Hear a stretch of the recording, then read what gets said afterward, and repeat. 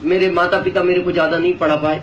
मैं जो भी बात आज आपसे करने वाला हूं वो मैं प्रैक्टिकल करूंगा, मैं किताबी बात नहीं करूंगा। बहुत लोग बोलते हैं मैं इस बिजनेस को कर रहा हूं, मैंने इस बिजनेस को किया नहीं, मैंने इस बिजनेस को जिया है 15 साल तक।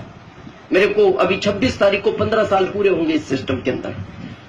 तो मैं किताबी बात इसलिए नहीं करूंगा क्योंकि मेरे को किताबों का ज्यादा नॉलेज नहीं है, मैं बहुत पढ़ा लिखा नहीं हूं, मैं 10वीं फेल हूं, और 10वीं में भी एक बार नहीं,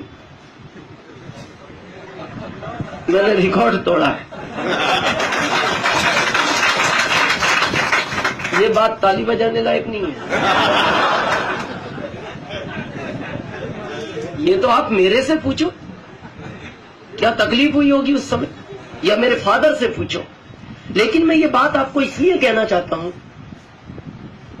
अगर आपकी एजुकेशन बहुत ज्यादा नहीं है तो आप टेंशन फ्री रहें। इस दुनिया का इतिहास है, भारत का नहीं। जितने भी लोग कम पढ़े लिखे हैं इस दुनिया में वो अमीर हैं। पता है, आपने सोचा ऐसा क्यों हुआ? पढ़े लिखे व्यक्ति को ईगो बहुत होता है, बहुत ईगो होता है।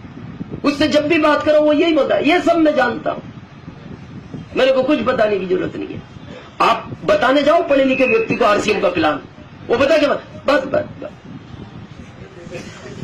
17 साल से जानता हूं। चक्कर यह है वो जानता ही है, पहचानता नहीं। पहचानता होता तो इसके अंदर होता। और वो पता है जानता क्यों है? पढ़ा लिखा है, ईगो बहुत है। जिंदगी में हमेशा सीखना चाहिए। जब तक सीखते रहोगे आपकी प्रोग्रेस होगी। जिस दिन आपको लगेगा मैं सब कुछ जानता हूं, उस दिन आपकी लाइफ खत्म होना शुरू हो जाएगी। मैं 15 साल का स्टूडेंट हूं, मैं कभी नहीं बोलता मैं आरसीएम सीख चुका हूं और आपको सिखाने आया हूं। मैं सिखाने नहीं आया, मैं आपसे बातचीत ट्रांसफर करने आया हूं। मैं अभी सीख ही रहा हूं। जो लोग ये बोलते हैं मैं सब जानता हूं, उनके बारे में कहा जाता है वो कुछ नहीं जानते। Perfection is the paralysis. उनको दिमाग का लकवा लग गया। मैं बताऊं जो सब जानता है उसका क्या हाल होता है? करूं थोड़ा क्लियर?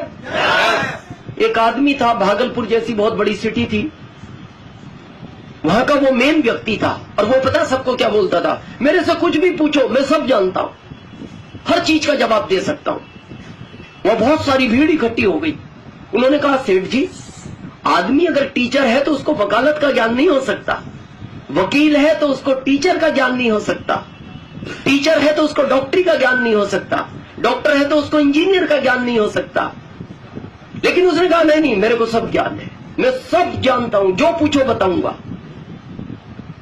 तो एक आदमी ने कहा अगर नहीं बता पाए तो पता वो क्या बोलता है? मैं 50,000 इनाम दूंगा उसको अगर मैं जिसका जवाब नहीं दे पाया। तो लोगों को क्या लगा, पूछ तो लो, कभी अटक जाए सेठ जी तो 50,000 इनाम तो मिलेगा।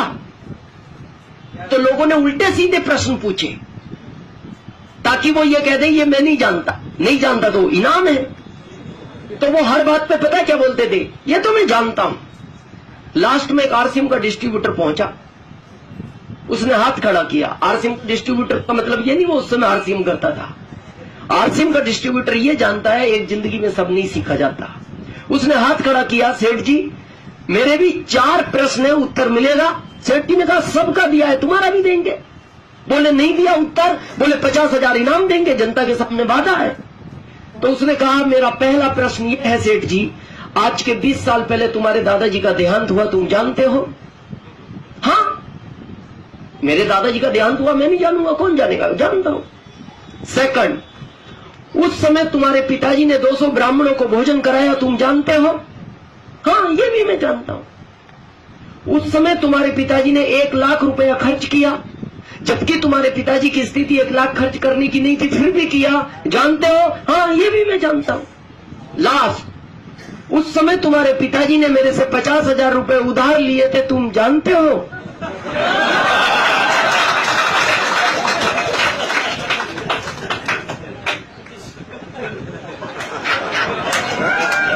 क्या कहे सेठ जी, क्या कहे? अगर कह दें जानता हूं तो याद आगे दे दो। और कह दे नहीं जानता तो इनाम दे दो।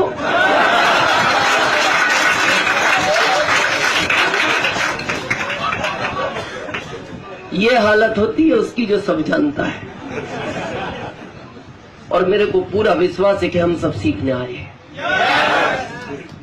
तैयार हैं आप?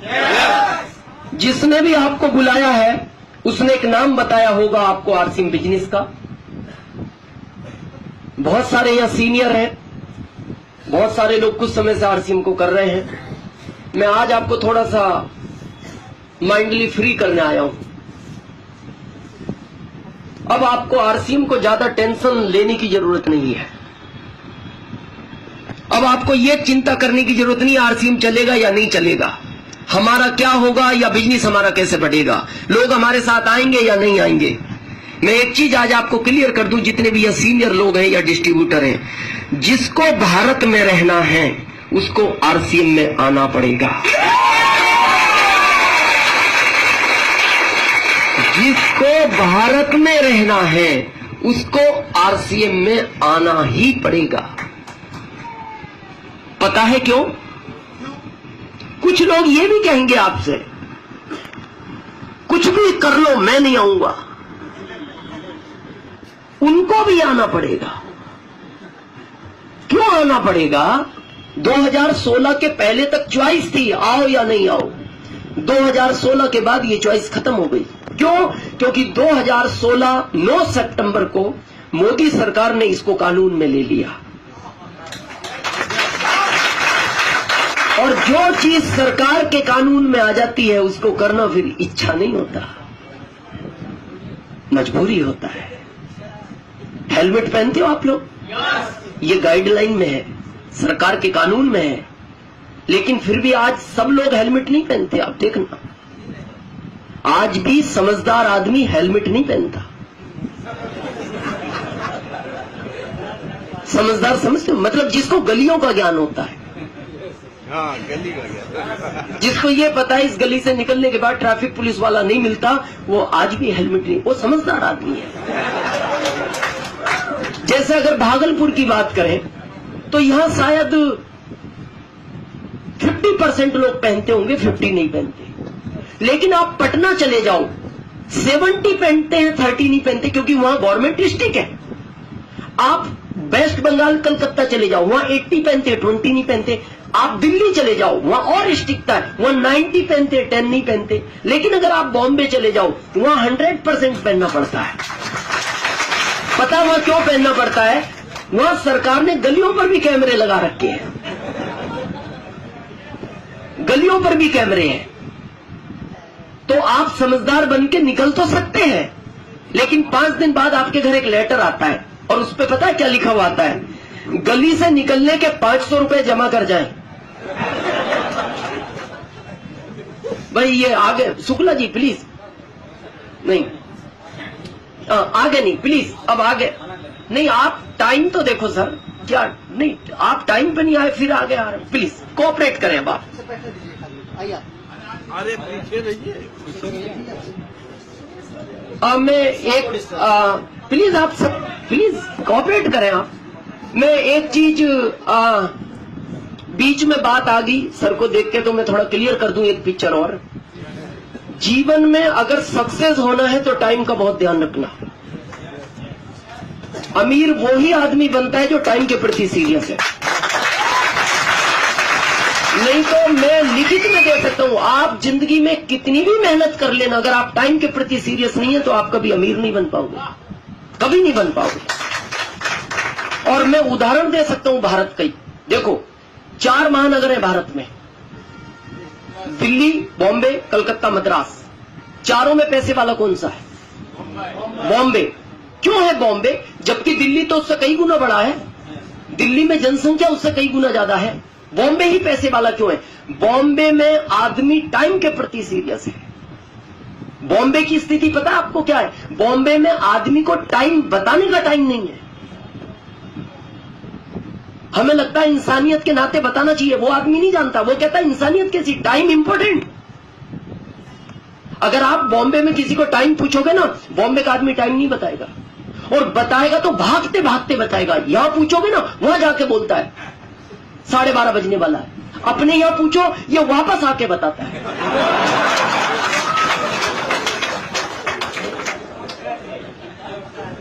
ये अंतर है। बॉम्बे में आप किसी का एड्रेस लेके जाओ, अगर आपके पास परफेक्ट एड्रेस नहीं है, आप कभी बॉम्बे में किसी का घर नहीं ढूंढ सकते। एक ही फ्लैट में आदमी 25 साल से रह रहा है और जाके पड़ोसी को पूछो, भाई साहब वो वर्मा जी रहते ना आपके पास में? वो कहता कौन वर्मा जी? बोले 25 साल से इसी बिल्डिंग में। बोले मैं कोई वर्मा को नहीं जानता। क्यों? उसको वर्मा जी से कोई काम नहीं। पड़ोसी 25 साल से पड़ोसी को नहीं पहचानता। बोलो। और हमारे यहां की बात करो, पूरी कॉलोनी का इतिहास पता है। हमारे यहां का आदमी तो यहां तक जानता है ये आदमी घर से कब निकलता है, किस पुलिया पर बैठता है और किस और मुंह करके बैठता है।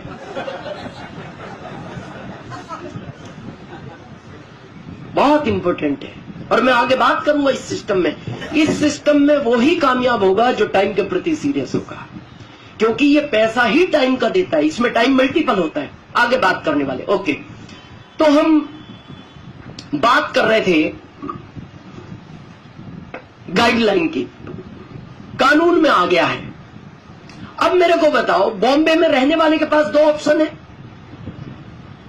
या तो हेलमेट पहनना शुरू करे या बॉम्बे छोड़ दे। तीसरा कोई ऑप्शन नहीं। क्या ये स्टिकता एक दिन पूरे देश में नहीं आएगी? आएगी। पटना में लगने शुरू हो गए, वेस्ट बंगाल कलकत्ता में लगने शुरू हो गए, एमपी इंदौर में लगने शुरू हो गए, गुजरात सूरत में लगने शुरू हो गए। हो सकता है आपके भागलपुर में 15 साल बाद लगेंगे तो सही। क्या होगा फिर ऑप्शन? या तो हेलमेट पहनना शुरू करो या भागलपुर छोड़ दो। अब जब ये चीज कानून में आ गई 9 सितंबर को, तो हो सकता है, मैं मानता हूं भारत के बच्चे को समझने में इसको हो सकता है 20 साल लगे, 25 साल लगे, 30 साल लगे। लेकिन 30 साल बाद क्या होगा? एक ही ऑप्शन है, या तो आ जाओ या भारत छोड़ दो। तो वो घर वालों से पूछेगा, दोनों ऑप्शन है, क्या करना चाहिए? घर वाले कहेंगे भारत छोड़ के जाएगा भी कहां, इससे इसी में आ जाना। आना तो पड़ेगा। जो आज पहली बार आए उनसे मेरा एक निवेदन है, आ ही गए हो तो इसमें अपना नंबर आज लगवा लेना, क्योंकि आज लगवाओगे तो ये नंबर यहां लगेगा, कल लगवाओगे फिर ये यहां लगता है, परसों लगवाओगे यहां लगेगा, नरसों लगवाओगे यहां लगेगा, तरसों लगवाओगे यहां लगेगा। इसमें ऐसा कोई सिस्टम नहीं है अपन 6 महीने कहीं घूम के आए और 6 महीने आने के बाद बीच में शिफ्ट हो जाए। ये सीनियर जानते हैं, जब से हम सरकार के अंडर आए हैं ना, नाम में करेक्शन नहीं करने देती गवर्नमेंट। जब आप फॉर्म फिलअप करते हो, ऊपर एक रेड लाइन फ्लिप करती रहती है, नो करेक्शन, सोच समझ के इंटर करें। आप ओरिजिनल डॉक्यूमेंट भी लेके जाओ ना सरकार के पास, सर मेरा एक नाम में स्पेलिंग गलत हो गया, बोले हो गया तो हो गया, अब कुछ नहीं होगा। अब बताओ, जो सरकार नाम करेक्शन नहीं करने देती वो आपको बीच में ले आएगी। आज आओगे तो यहां हो, कल यहां, परसों यहां, नरसों यहां, तरसों यहां, और बरसों बाद यहां। हाँ, वो दिखाई नहीं देगा, वो बहुत नीचे चला जाता है, वो दिखाई नहीं देगा। और यहां पता है या दुख क्या होता है? मैं दुख बताता हूं आपको। दुख ये होता है, जिंदगी भर आदमी के दिमाग में एक प्रश्न घूमता है, काश ये वाला नंबर क्या होता। मैं आपको रियल घटना बताता हूं। 26 जुलाई 2002 आप ही की तरह मैं पहली बार एक मीटिंग सुनने गया 15 साल पहले। उसमें 8 व्यक्ति पहले थे, 9वां मैं था, 10वां कोई आया नहीं। आश्चर्य की बात यह है कि जिसने बुलाया वो भी नहीं आया, और उससे भी बड़ा आश्चर्य इस बात का है वो आज तक नहीं आया। बहुत लोग एक बात बोलते हैं, सर मेरा अपलाइन साथ नहीं दे रहा, मेरा अपलाइन हेल्प नहीं कर रहा। बगैर अपलाइन के भी स्टार रूबी बना जा सकता है, बना जा सकता है। अब जब मैं उस हॉल में घुसा तो उस समय मैं सेमी गवर्नमेंट एमपी कृषि उपज मंडी में काम करता था, 2075 रुपए में मेरी सैलरी हुआ करती थी। उस समय मेरे 3 अधिकारी, मेरे जो बॉस थे, वो उस मीटिंग में पहले से बैठे थे। तो मैं एकदम डर गया। मैंने कहा यार बॉस लोग बैठे, अपने को नहीं बैठना चाहिए। अब टिकट तो ले लिया था, तो मैंने सोचा पीछे बैठ जाओ, अगर मुड़ के कोई सा बॉस देखेगा बाहर निकलेंगे। लेकिन जैसे मैं इंटर हुआ, बॉस ने तुरंत मुड़ के देख लिया। कैसे आए हो दिनेश? सर जैसे आप आए हो। किसने बुलाया है? सर वो तो आएंगे। मैंने कहा सर आप बैठो, मैं जा रहा हूं। नहीं नहीं बैठ, तू भी बैठ, बैठ सुन ले, जब आया है तो सुन ले।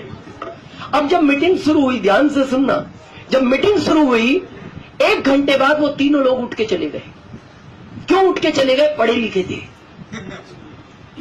दिमाग ज्यादा था, चले गए। मैं बैठा रहा। मीटिंग एंड होने के बाद मैंने उसी समय 1 घंटे बाद आरसीएम को ज्वाइन कर लिया, जबकि मेरी सैलरी 2075 और ज्वाइन करने के लिए उस समय चाहिए थे 1480। स्थिति नहीं थी, फिर भी किया मैंने, इधर उधर जुगाड़ करके तुरंत 1 घंटे में ज्वाइन किया। अगले दिन जब मैं जॉब पे गया तो वो मेरे तीनों बॉस बोलते हैं, उसमें जो मेन बॉस था उसकी सैलरी उस समय 7000 हुआ करती, जो मेन था। तो मेरे को वो मेन बॉस बोलता है दिनेश रात में कब आए? मैंने कहा सर मीटिंग एंड होने के बाद। पूरी मीटिंग सुनी? हाँ। मैंने कहा सर आप तो 1 घंटे बाद ही आ गए। अरे बोले कुछ नहीं। मैंने कहा सर एंड ही तो अच्छा था, वो आपने देखा नहीं? एंड वाला जो सीन था वही कीमती था। बोले क्या कीमती था? मैंने कहा इतना कीमती था मैं रात को ही ज्वाइन हो गया।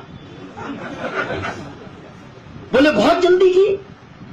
मैंने कहा हाँ सर, वो लास्ट का जो मेरे को पॉइंट लगा वो इतना पावरफुल था, मैंने उसी समय जुगाड़ करके ज्वाइनिंग ले ली। फिर पता वो मेरे को क्या बोलते हैं? मैंने कहा सर आपका क्या विचार है? उनका, अब उनकी कहानी सुनना, क्या बोलते हैं, दिनेश ये पढ़े लिखे लोगों का काम नहीं है, इसको अच्छे लोग नहीं करते, ये बेवकूफ लोगों का काम है। और जो कम पढ़े लिखे लोग होते हैं वो ऐसा काम करते हैं, लेकिन तूने सही डिसीजन लिया है। समझे आप? इनडायरेक्टली उनको जो मेरी बेइज्जती करनी थी वो लास्ट लाइन में कर दी। क्या बोले? ये पढ़े लिखे लोगों का काम नहीं है, ये अच्छे लोगों का काम नहीं है, ये बेवकूफ लोगों का काम है, पर तूने सही डिसीजन लिया है। कि मतलब उसमें तू सबसे पहले शामिल होता है। 3 साल पहले तीनों ज्वाइन हुए हैं। 3 साल पहले तीनों ज्वाइन हुए। एक का रॉयल्टी हुआ मार्च में, एक का लीडरशिप हुआ, एक का वाइटल निकला, और वाइटल मेन बॉस का निकला है क्योंकि वो सबसे आखिरी में आया है। कुछ दिन पहले की कहानी है, उन्होंने मेरे को फोन किया, दिनेश कहाँ हो? मैंने कहा सर मैं दिल्ली एयरपोर्ट पे हूँ। कहाँ जा रहे हो? मैंने कहा सर मैं रतलाम आ रहा हूँ। कब तक आ जाओगे? मैंने कहा सर 3 घंटे में। कोई विशेष? बोले नहीं, इसके फ्यूचर के लिए बात प्लानिंग करना था। मैं गया, मैंने कहा सर रात को मिलते। बोले नहीं आप टूर से आ रहे हो, मॉर्निंग मिलते। मॉर्निंग होटल में वो चाय पी रहे थे तीनों। मेरे को फोन किया हम इस होटल में, दिनेश जी आ जाओ। मैं जब वहां पहुंचता हूं उन्होंने एक चाय और ऑर्डर किया। आप विश्वास नहीं करोगे, जो मेन बॉस था ना, बात करते करते उसकी आंख में आंसू झलक आए। तो मेरे को लगा घर में कोई ट्रेजेडी होगी। तो मैंने कहा सर क्या हुआ? मेरे लायक कुछ काम? बोले नहीं तुम्हारे लायक कुछ। सर कुछ हो तो बताओ। बोले दिनेश इसमें तुम कुछ नहीं कर सकते। मैंने कहा सर फिर भी कुछ तो। बोले इसमें तुम कुछ नहीं कर सकते। मैंने कहा सर फिर भी क्या हुआ? बोले दिनेश बस एक ही बात का दुख है, काश ये वाला नंबर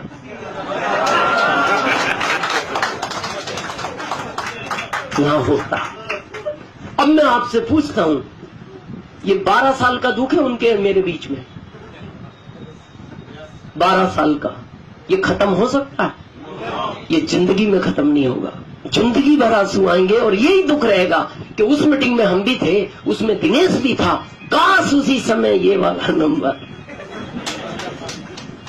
मैं आपसे रिक्वेस्ट करता हूं, ये दुख आप मत लेके जाना। समझ के करना, अप्लाई से प्लान और देख लेना, सब कुछ देख लेना, लेकिन आ ही गए हो तो इस चीज को मत छोड़ना। ये आज नहीं तो आपके भविष्य में आपके बच्चों के काम आएगी, भले आपके समझ में आज ना आए। क्लियर है? हम सब यहाँ इकट्ठे हुए हैं इसके कि सबको पैसा चाहिए। एग्री है मेरी बात से? जितनी भी प्रॉब्लम इस दुनिया में है शायद पैसे के लिए है।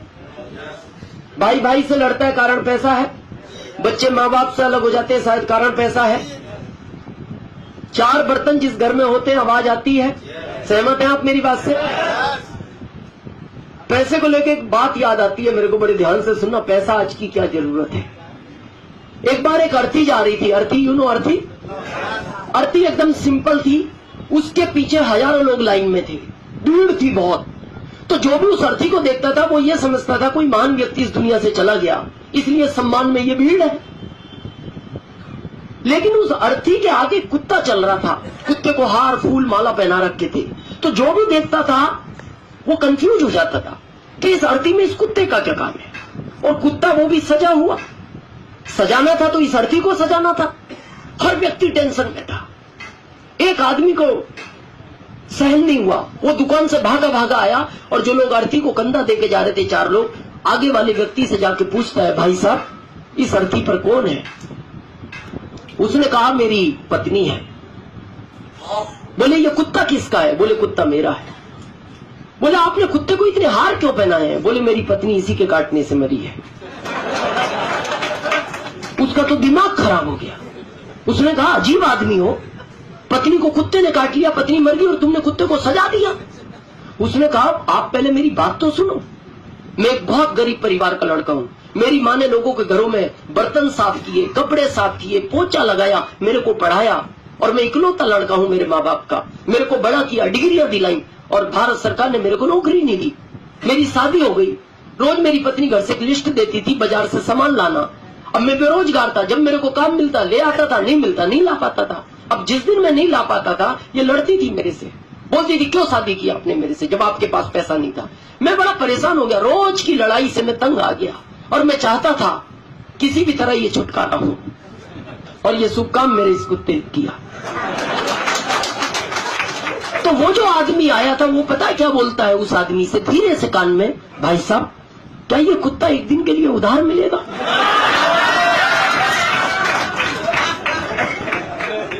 क्यों मांग रहा था?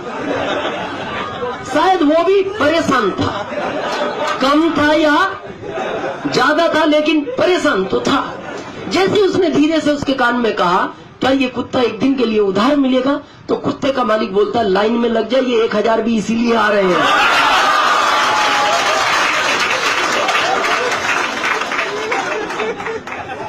तकलीफ तो है, तकलीफ है,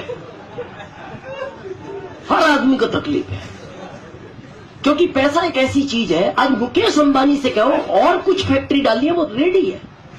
पैसा जितना हो उतना कम है, पैसे से आज तक कोई संतुष्ट नहीं हुआ। मैं आगे आपको कहानी बताने वाला हूं, आने वाले समय में पैसे की बहुत शॉर्टेज हो जाएगी, क्योंकि पैसा भारत का व्यक्ति कमाता है या तो जॉब से या फिर बिजनेस से। तीसरे की तो आज मैं बात करूंगा, इसको डीएसएम बोलते हैं। यह जॉब वाले कुछ लोग हैं, हाथ खड़ा करें एक बार, ये जॉब में है, काफी लोग हैं। स्टूडेंट हाथ खड़ा करें, स्टूडेंट, काफी स्टूडेंट है। अच्छा, जो मदर फादर अपने बच्चों को पढ़ा रहे हैं वो हाथ खड़ा करें, काफी है। मैं आपसे पहला प्रश्न ये पूछता हूं, अपने बच्चों को आप क्यों पढ़ा रहे हो? ईमानदारी से उत्तर देना।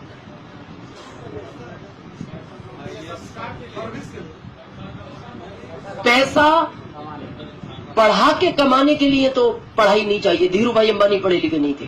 मैं रियल बताऊं, आप जॉब के लिए पढ़ा रहे हो। अच्छा कोई गवर्नमेंट में जुगाड़ हो जाए, जॉब मिल जाए। मैं आपको ये बताने वाला हूं, आप बहुत गलत फहमी में जी रहे हो। 2025 के बाद भारत में जॉब नहीं है, जॉब ही नहीं है। आपको पता है, शायद अभी अंदाज नहीं है, क्योंकि आप ना तो सर्च करते हो इन चीजों को। वही चीज मैं आपको बताने वाला हूं, टेक्नोलॉजी चेंज हो रही है। देखो जॉब कहां कहां लगता है, ध्यान से सुनना। जॉब टीचिंग में लगता है, जॉब बैंक में लगता है, जॉब पुलिस में लगता है, जॉब रेलवे में लगता है, जॉब आर्मी में लगता है। अब मैं टीचर की बात करता हूं। अभी तक टीचर में यह था किसी भी समय जाओ, साइन कराओ, जितना पढ़ाओ पढ़ा दो। सरकार को यह लगा ये टीचर सीरियस नहीं है। अब सरकार ने बड़े कॉलेज में एलईडी लगा दिए। अब उसमें टीचर की एंट्री नहीं है, बच्चे आएंगे, टाइम से एलईडी चलेगा, उसमें से ही सामने वाला एलईडी से ही प्रश्न उत्तर करेगा बच्चों से। अब उनको आदमी चाहिए ही नहीं, और वो टाइम पे पढ़ाएगा, टाइम पे छोड़ेगा। यानी आने वाले समय में सरकार को टीचर नहीं चाहिए। सेकंड आता है पुलिस। पुलिस क्यों रखती है सरकार? चौराहे पे खड़ा होकर ध्यान रखे कोई गाड़ी ना निकल जाए, कोई गलत आदमी ना निकल जाए, कुछ गलत काम ना हो जाए। अब ये चौराहे पे खड़ा तंबाकू मल रहा है, गाड़ी निकल गई। बाद में सरकार को पता लगा गाड़ी तो इसी रूट से निकली थी। वो कहता है सर मैं अटेंशन खड़ा था। बोले तुम खड़े थे गाड़ी निकली कैसे? सरकार को लग गया ये आदमी सीरियस नहीं है। आने वाले समय में सरकार हर कोने पे कैमरे लगाएगी। उसे पता है इससे सीरियस आदमी कोई नहीं है, रात में भी जागता है, चींटी नहीं निकल सकती इसकी निगाह से बचकर। अब आने वाले समय में सरकार को पुलिस नहीं चाहिए। कोई गलत एक्टिविटी करेगा कैमरा पकड़ेगा, सीधी उसको सजा होगी। अब तीसरा लगता है बैंक में। बैंक में क्यों चाहिए आदमी सरकार को? एक पैसा देने वाला, एक जमा करने वाला। तो आप देखना जो बैंक में देने वाला पैसा होता है, तो कई बार कैशियर बरसात में नोट चिपके होने की वजह से कई बार एक ज्यादा भी दे देता था। कुछ लोगों के साथ हुआ होगा, जैसे देने थे 80 दे दिए 81। फिर वो फोन करता है सर वो 500 का एक नोट ज्यादा चला गया सर, वो शाम को जब सिल्लक मिलाई ना। इसका मतलब सरकार को पता लग गया आदमी सीरियस नहीं है, ये नोट ज्यादा दे देता। एटीएम ले आई, एटीएम ने कभी आपको एक नोट ज्यादा दिया? देखो कितना सीरियस आदमी है। बरसात में भी चिपका हुआ ज्यादा नहीं देता, उसको डाउट होता है वहीं रोक लेता है, एरर दिखा देता है, बोले बाद में मैं शांति से गिन के दूंगा। है सीरियस। और फिर वो जो बैंक में पैसा देता है ना, वो मैनेजर को 5 बजे घड़ी दिखा देता है, सर मेरा टाइम हो गया। एटीएम बोलता है सर मैं रात के 2 बजे भी बाहर खड़ा हूं, आप कभी भी आपका आदमी भेजो, मैं 24 घंटे सेवा में हूं और सैलरी भी नहीं लूंगा। आपने एक बार मेरे पे इतना खर्च किया है, वो बहुत बड़ा एहसान है आपका मेरे ऊपर। अब रहा कौन? लेने वाला। अब बैंक के लेने वाला एटीएम भी बाहर ला रही है। उस एटीएम में एसबीआई, पंजाब नेशनल, सारी बैंकें लाएंगी। गवर्नमेंट ने पास कर दिया प्रोजेक्ट, सब बैंक के बाहर एटीएम लगाएंगी जिसमें पैसा जमा करोगे, रात में जाओ। अब रहा चेक का, चेक वाले एटीएम भी बैंकें ला रही हैं। चेक भी बाहर लगेंगे, वहीं से स्क्रीन करेगी, वहीं कुछ गलती होगी वो बोल देगा कंप्यूटर इसमें करेक्शन करो, उसके बाद वहीं से आप जिस बैंक में ट्रांसफर करना उस बैंक में ट्रांसफर कर दो। अब बैंक में आदमी नहीं चाहिए सरकार को। अब बचा क्या? रेलवे। रेलवे में क्यों चाहिए आदमी? ट्रेन चलाने वाला, गार्ड, टीटी, टिकट देने वाला, टिकट लेने वाला, टिकट चेक करने वाला। मैं अभी दिल्ली से आ रहा हूं, हमारा जो ये यूनिक इन वर्ल्ड का ऑफिस है ये सेक्टर 11 द्वारिका में है, तो मैंने कार्ड बनवा रखा है हमारे रेलवे का। अभी दिल्ली में बगैर ड्राइवर की ट्रेन चालू कर दी सरकार ने। उसमें ना ड्राइवर है, ना गार्ड है, ना टीटी है, ना टिकट देने वाला है, ना लेने वाला है, कोई नहीं है, सब कंप्यूटराइज है। उसमें सिस्टम पता कैसा? एक गेट है, इस गेट पे इस कार्ड को दिखाओगे और वो स्क्रीन करेगा तो गेट खुलेगा, आप अंदर जा सकते हो, ट्रेन में बैठ ही नहीं सकते। उसके बाद वो कंप्यूटराइज है, आके रुकेगी 5 मिनट, सारे गेट खुलेंगे, आप अंदर हो गए, कंप्यूटर देख लेगा बाहर कोई नहीं है, गेट बंद होंगे, चल पड़ेगी, अगले स्टॉपेज पर रुकी। अब आगे जब उतरोगे तो फिर एक गेट निकल लेगा, कार्ड दिखाओगे, फिर उतना पैसा कट जाएगा, आप बाहर इंटर हो सकते हो। अब उसमें गार्ड टीटी कुछ नहीं। तो भारत का आदमी क्या सोचता है? जुगाड़ू है ना, बोले इसमें कोई चेक करने वाला नहीं है, अपन 2-4 स्टेशन ज्यादा घूम के आएंगे यार।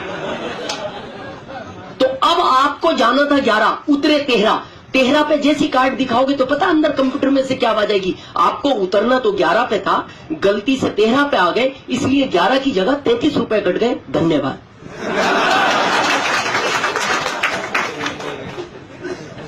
अब क्या बचा? आर्मी, सेना। अभी सरकार ने रॉबर्ट के लिए ऑर्डर कर दिया देशों को। अब सरकार सेना की जगह भारत की जो सीमा है उस पर रॉबर्ट ला रही है, और रॉबर्ट की यह खासियत है उसका निशाना नहीं चूकता, कंप्यूटराइज है, जहां तक उसको आदमी दिखता वहां तक मारता है। और दूसरी खासियत यह है उसको कोई मारे उसको फर्क नहीं पड़ता। अब मैं आपसे जो लास्ट प्रश्न पूछ रहा हूं वो ये पूछ रहा हूं, आप अपने बच्चों को पढ़ा क्यों रहे हो?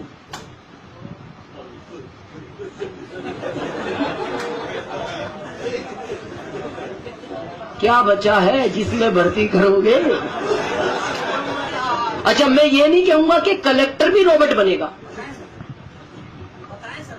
नहीं, बैठे, बाद में कर सकते हैं, बैठे प्लीज प्लीज। मैं ये नहीं कहूंगा कि कलेक्टर भी रोबोट बनेगा, कलेक्टर रहेगा, वहां आदमी रहेगा, लेकिन फिर क्या होगा कि जहां अभी भारत सरकार को 1 लाख बच्चों में 1000 चाहिए, फिर वहां सरकार को 1 बच्चा चाहिए, 1000 नहीं चाहिए। पूरा टेक्नोलॉजी चेंज हो रही है। जैसा सर का मैं जवाब दे देता हूं, वो कह रहे हैं मैं बताऊं, नॉलेज के लिए पढ़ाना चाहिए, लेकिन नॉलेज पैसा नहीं देता।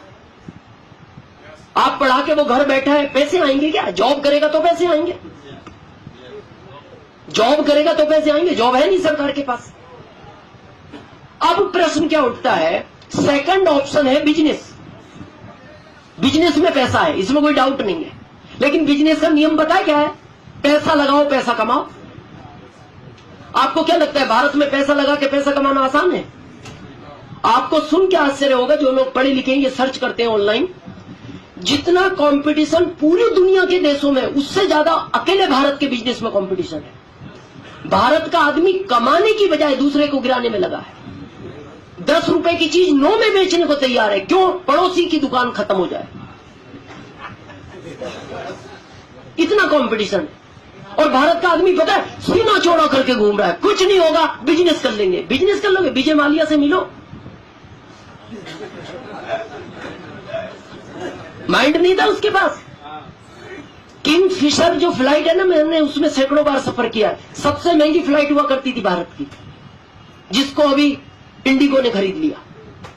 और वाइन का पूरी दुनिया में व्यापार करता है, वो शराब बेचने का राजा है दुनिया का। क्या कम दिमाग का आदमी था? लेकिन कंपटीशन में मारा गया वो आदमी। चलो हो सकता है उसमें दिमाग ना हो। नोकिया की बात करें, आज गांव गांव में पूछो, बच्चा बच्चा नोकिया का नाम जानता। कहां गया नोकिया? माइक्रोसॉफ्ट में मर्ज हो गया। क्या लगता है आपको उसको? भारत के लाखों लोग सड़क पे आए उसके चक्कर में, जो उसका बिजनेस करते थे। और वो गए नोकिया के पास, सर हमारा क्या होगा? नोकिया बोलता मेरे को मेरा पता नहीं लग रहा अभी क्या होगा, तुम मेरे पास मुंह उठा के चले आए, हमारा क्या होगा?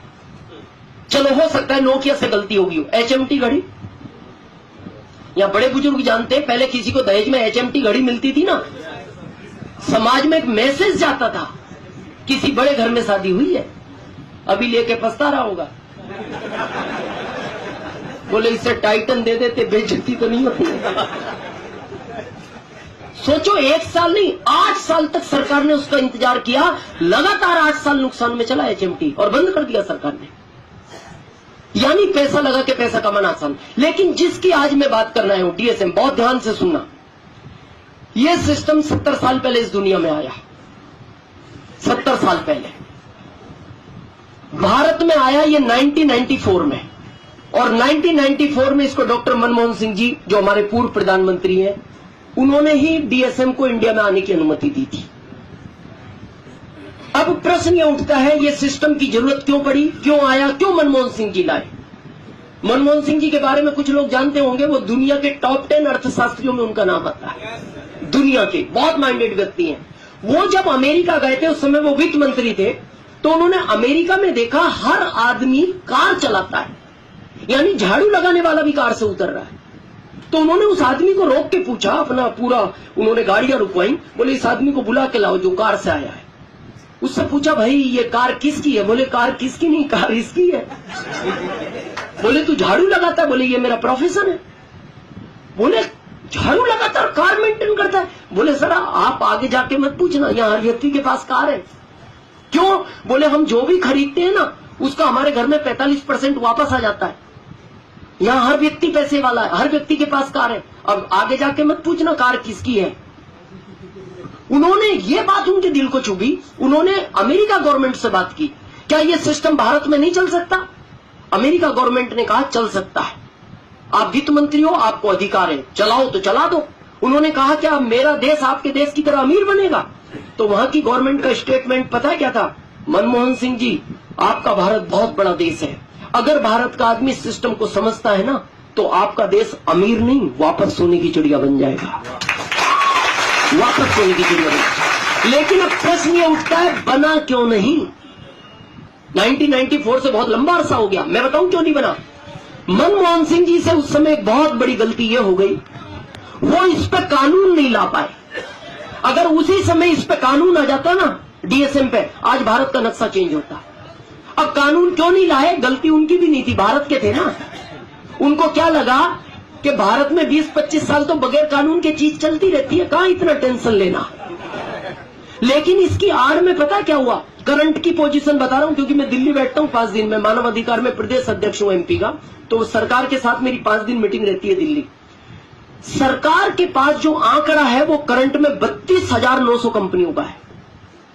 इसकी आड़ में इतनी कंपनियों ने जन्म ले लिया भारत में। आज देखो ना, ऐसी ऐसी कंपनियां आई भारत में, 5 साल में पैसा डबल, 4 साल में डबल, 3 साल में डबल, 2 साल में डबल, 1 साल में डबल, और 2016 के एंड में तो ऐसी कंपनियां आ गई थी, सुबह जमा करो शाम को डबल। कहां से होगा?